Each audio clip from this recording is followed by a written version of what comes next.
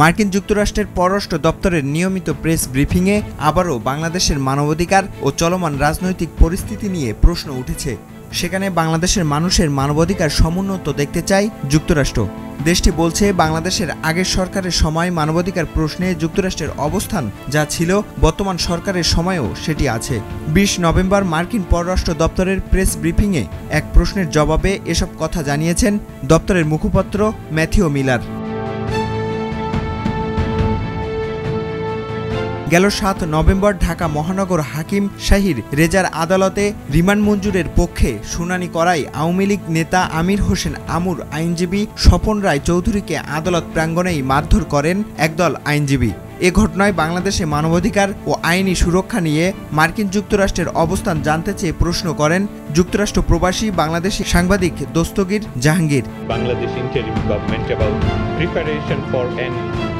ব্রিফিংয়ে এক সাংবাদিক ম্যাথিউ মিলারকে প্রশ্ন করে বলেন, বাংলাদেশের অন্তর্বর্তী সরকারের উপদেষ্টা আসিফ মাহমুদের একটি সশস্ত্র সংগ্রামের প্রস্তুতির বিষয়ক দাবি সম্পর্কে আপনার কাছে কি কোনো তথ্য বা মূল্যায়ন আছে? এছাড়া অস্ত্রের সম্ভাব্য উৎস সম্পর্কে বা ওই অঞ্চলের স্থিতিশীলতার জন্য এই ধরনের বক্তব্যের প্রভাব সম্পর্কে উদ্বেগ আছে? তবে তার প্রশ্নের জবাবে ম্যাথিউ মিলার বলেন, আমি এ ধরনের কোনো বক্তব্য মোটেও দেখিনি। এটা নিয়ে আমি কোনো মন্তব্য করব না।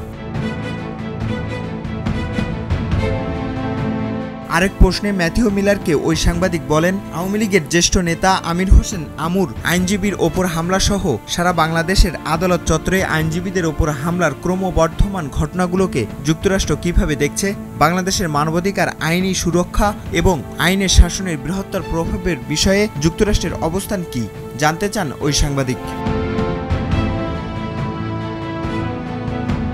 পরে এর জবাবে যুক্তরাষ্ট্রের ওই মুখপাত্র বলেন, বাংলাদেশের মানবাধিকার ক্ষেত্রে আমাদের অবস্থান আগের সরকারের যেমন ছিল, এ সরকারের আমলেও সেটি রয়েছে। আমরা বাংলাদেশের মানুষের মানবাধিকার সমুন্নত দেখতে চাই, এটাই শেষ কথা।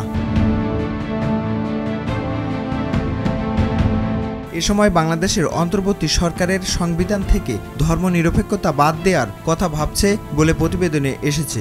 এতে দেশটির গণতান্ত্রিক কাঠামো ও সংখ্যালঘুদের অধিকারের ওপর উল্লেখযোগ্য প্রভাব পড়তে পারে বলে উল্লেখ করে এ বিষয়ে ম্যাথিউ মিলারের কাছে মন্তব্য জানতে চান ওই সাংবাদিক। তবে এ বিষয়ে কোনো মন্তব্য নেই বলে জানান ম্যাথিউ মিলার।